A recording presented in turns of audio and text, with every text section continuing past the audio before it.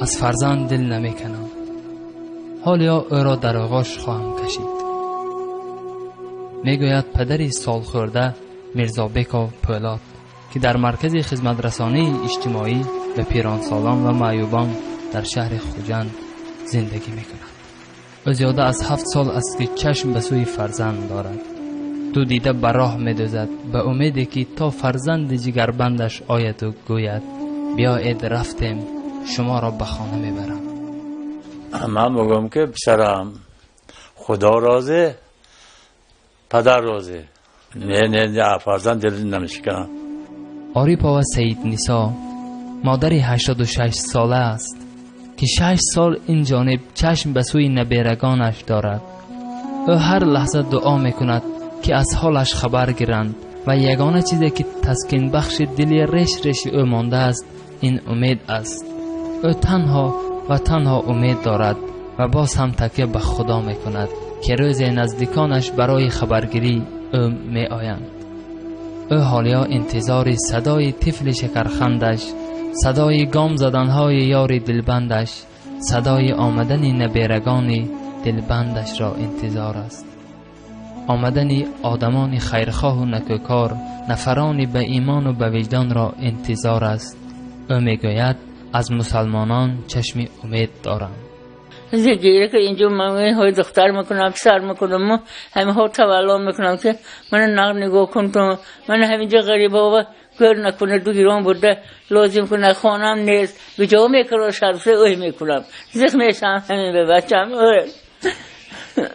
به چیزی به کسی نه آدمت هم باشد بوده خیشت هم باشد بوده تلفن نه که من تلفن کنم بودی که خوش به همینجا نمانم مگم من گیران بودم خوب جای خدا و انی پدر و مادرم و دفع کند همینجا گیران برود مدام بعد تو مدن میرس من میستم همینجا گفته همین کرشیان تر درم تن داده گیرم میکنم نول میکنم یا ها میگم با شکر میکنم خیلی خدا یکون کار میکردی گفته خدا هایکو این ها هایکو آدم هایکو دنیا ده مسلمانو ملکو گفته با خدا دلم با صبر میشد صبر طاقت کشی من بچم همه قدر غم داشتم من طاقت کشیم هیچ که حال من نمیپسد هیچ که آسان نمیگم مشکلی منه نه همش نگرم ما هم نگریم مجی شما هم میگن همسایه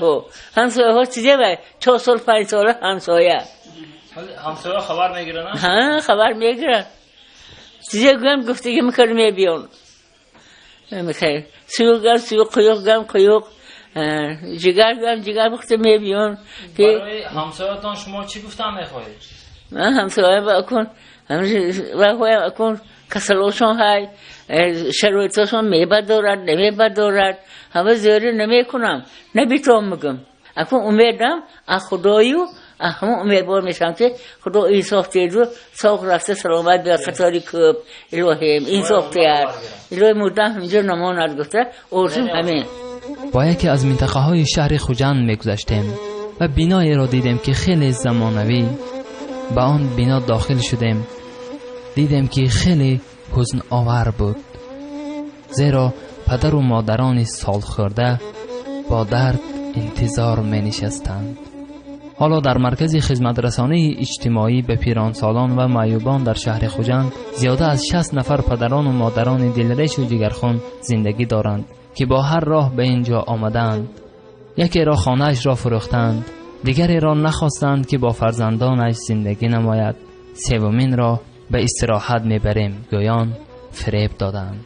یکی را دخترانشان عصای دست پیری شده آوردند، دیگری را فرزندان عزیزش به استراحت میبرم. برود مدام بعد تو مدن میرس من میستم اینجا گفته همین کرشیان تر درم تن داده گیرم میکنم نول میکنم یا ها میگم با شکر میکنم خیلی خدا یکون کار میکردی گفته خدا هایکو این ها هایکو آدم هایکو دنیا ده مسلمانو ملکو گفته با خدا دلم با صبر میشد صبر طاقت کشی من بچم همه قدر غم داشتم من طاقت کشیم هیچ که حال من نمیپسد هیچ که آسان نمیگم مشکلی منه نه همش نگرم ما هم نگریم مجی شما هم میگن همسایه ها چیزه باید 4 سال 5 سال همسایه همسایه خبر میگیرن؟ ها خبر میگیرن چیزه گویم گفتگی میکنم بیان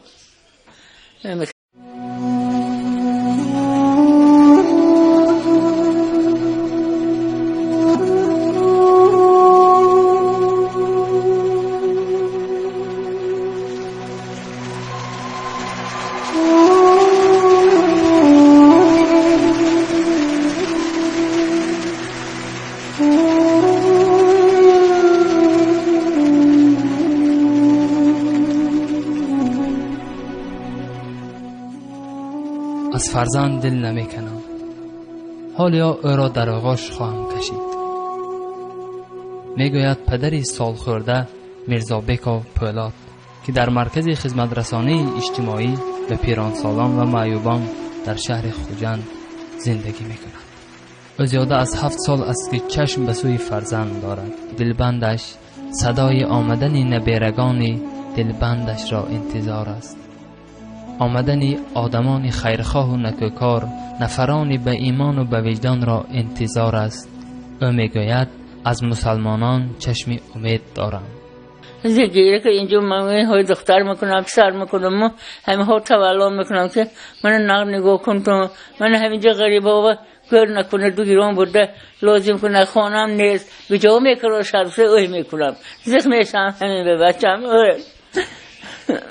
به چیزی میگوز به کسی نه آدمتون باشد بوده خیشتون باشد بوده تلفن نه که من تلفن کنم بودی که خوش به همینجا نمانم مگم من گیران بودن خوک جای خدا بابا انی پدر و مادرم و دف کند همینجا گیران دو دیده بر راه میدوزد به امیدی که تا فرزند جگربندش آید و گوید بیایید رفتیم شما را به خانه میبرم. من میگم که پسرم خدا رازه پدر رازه نه فرزند دل نمیشکنم. آریپا و سید نیسا مادری 86 ساله است که 6 سال این جانب چشم به سوی نبیرگانش دارد.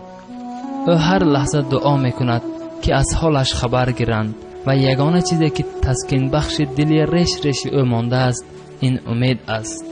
او تنها امید دارد و باز هم تکیه به خدا میکند که روز نزدیکانش برای خبرگیری او می آیند. او حالیا انتظار صدای طفل شکرخندش، صدای گام زدنهای یاری سیو قیوق جگر وقت میبیون که برای همسایتان شما چی گفتم میخواهید؟ من همسایه با اکن کسلوشون های شروعتشون میبدارد نمیبدارد همه زیاری نمیکنم نبیتون میگم اکن امیدم خدایو همه امیدوار میشم که خدا این ساخته رو ساخت رفته سلامت به خطاری کب الهیم این ساخته الهی مردم همینجا نماند گفته ارزم همین. با یکی از منطقه های شهر خوجند میگذشتیم و بینایی را دیدیم که خیلی زمانوی. به آن بنا داخل شدیم دیدیم که خیلی حزن آور بود، زیرا پدر و مادران سال خورده با درد انتظار می نشستند. حالا در مرکز